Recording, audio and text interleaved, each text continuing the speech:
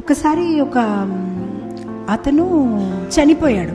చనిపోతే యమదూతలు వస్తారు కదా తీసుకువెళ్ళడానికి. సో వచ్చినప్పటికీ ఆ యమదూతలు చాలా ఫ్యాన్సీగా ఉన్నాడు చూడ్డానికి. వచ్చి ఇతనితో చెప్తున్నారన్నమాట, స్వర్గంకి వెళ్ళాలనుకుంటున్నారా నరకానికి? ఇతను వెంటనే, నేను భగవద్గీత అలాంటివి నేను చదవలేదండి, నేను ఒక నాస్తికుడు, కానీ ఆ మాత్రం జ్ఞానం నాకు కూడా ఉంది.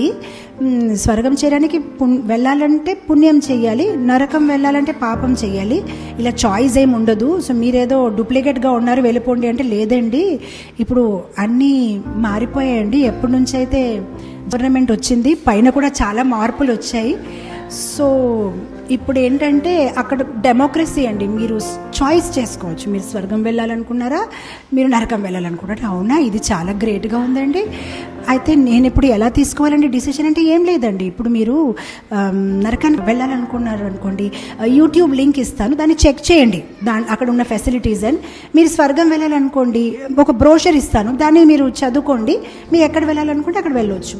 ఇతని మనసులో అనుకున్నాడు, ఇది బాగుంది, అంటే నరకం ఎంత అడ్వాన్స్గా ఉంది, వాళ్ళంతా యూట్యూబ్లోనే, మీరు డైరెక్ట్గా గూగుల్ డ్రైవ్ అయినా యూట్యూబ్ అయినా చూడొచ్చు. స్వర్గం ఇంకా బ్రోషర్స్ ఇప్పుడు ఎవరు చేస్తారండి? పాపం ఎవరైతే ప్రింటింగ్ బిజినెస్ పెట్టుకున్నారో వాళ్ళందరూ ఇప్పుడు లాస్లోనే ఉన్నారు. ఎందుకంటే ఇదంతా ఈ ఇన్విటేషన్, ఈ కార్డ్, ఎక్సెప్ట్ ఈ ప్రసాదం ఇవ్వలేకపోతున్నారు, అన్నీ ఈ అయిపోతున్నాయి కదా. సో అతను అనుకున్నారు, అయితే నేను హెల్కే నరకానికి వెళ్తాను, ఎందుకంటే అంత అప్గ్రేడెడ్గా ఉంది. సో వెంటనే యూట్యూబ్ లింక్ ప్రెస్ చేస్తే అక్కడ అందరు ఫుల్ ఎంజాయ్ అనమాట, మంచి బట్టలు వేసుకొని డాన్స్ చేస్తూ చాలా ఆనందంగా అనిపించింది అనమాట. ఈ స్వర్గంలో చూసినప్పటికీ వాళ్ళందరూ ఇలా యోగ ముద్రలో ఉన్నారు, ఇదేంటి చాలా బోరింగ్గా ఉంది. వాళ్ళు ఎప్పుడైతే వెనక వచ్చారో, నా డిసిషన్ అయిపోయిందని నేను నరకానికి వెళ్తాను. ఆర్ యూ ష్యూర్ సార్ అని వాళ్ళు అడిగారు.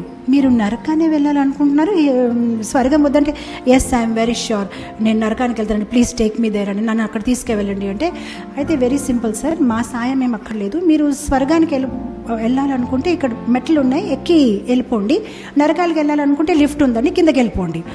అతను ఇంకా హ్యాపీ ఫీల్ అయ్యి, అయ్యో స్వర్గం చూస్తే మెట్టలెక్కాలన్నమాట.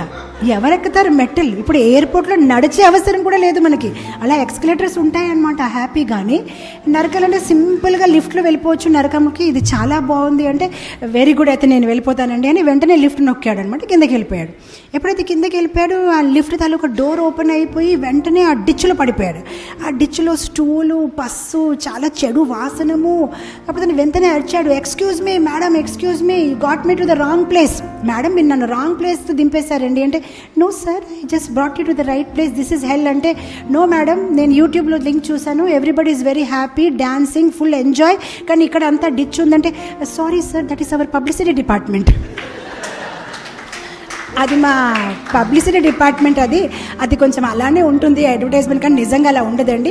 Have a good time sir, thank you for your giving us this service. అదే మనకు చెప్తారు కదా IndiGo air hostess, thank you thank you thank you, అది క్రాష్ అయిపోతే కూడా thank you for giving us this opportunity, please give us the opportunity again to serve you అంటారు కదా, అలానే ఆవిడ చెప్పేసి వెళ్ళిపోయింది అనమాట.